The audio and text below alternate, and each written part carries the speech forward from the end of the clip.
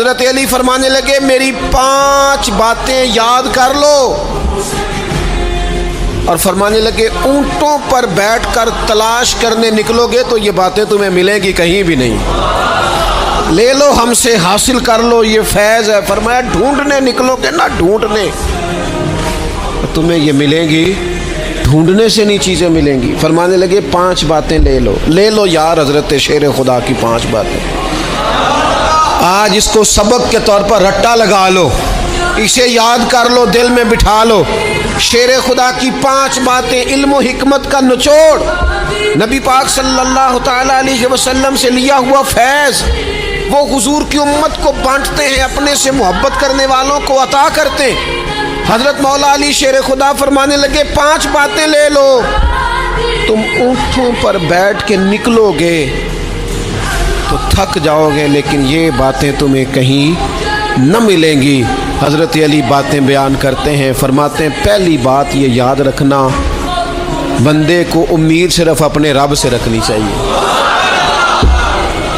جیت جاؤ گے دوستو دنیا میں اگر یہ بات آ گئی، بچ جاؤ گے، دل ٹھنڈا رہے گا، بے قراریاں، بے چینیاں، پریشانیاں جان چھوڑ جائیں گی، امید صرف اپنے رب سے رکھو۔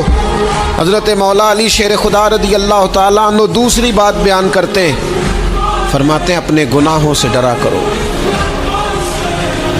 تم غریب ہونے سے ڈرتے ہو، تم تنگ دستی سے ڈرتے ہو، تم لوگوں کی دشمنی سے ڈرتے ہو، اپنے گناہوں سے ڈرو، کہیں ایسا نہ ہو کہ تمہاری نافرمانیاں رب کی ناراضگی کا سبب بن جائیں، اپنے گناہوں سے ڈرو۔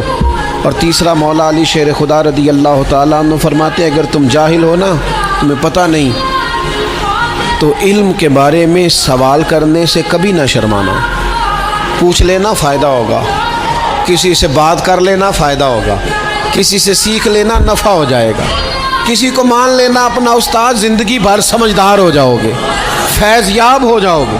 اور حضرت علی شیر خدا چوتھی بات ارشاد فرماتے ہیں یہ علماء کے لیے، فرمایا اگر عالم کو کسی مسئلے کا علم نہ ہو تو غلط بات نہ بتائے، بلکہ کہہ دے واللہ اعلم، اللہ بہتر جانتا ہے۔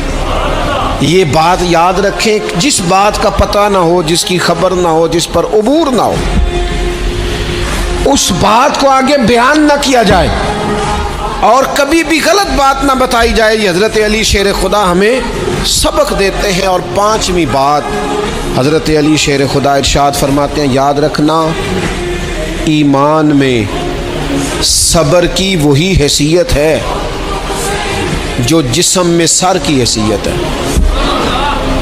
اپنی زندگی صبر کے ساتھ گزارنا، زندگی میں کبھی بے صبرے نہ ہونا، حوصلہ نہ چھوڑ جانا۔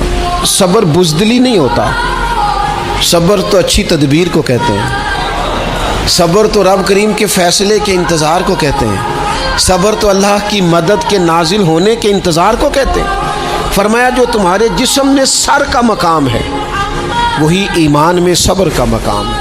یہ مولا علی شیر خدا نے ہمیں 5 باتیں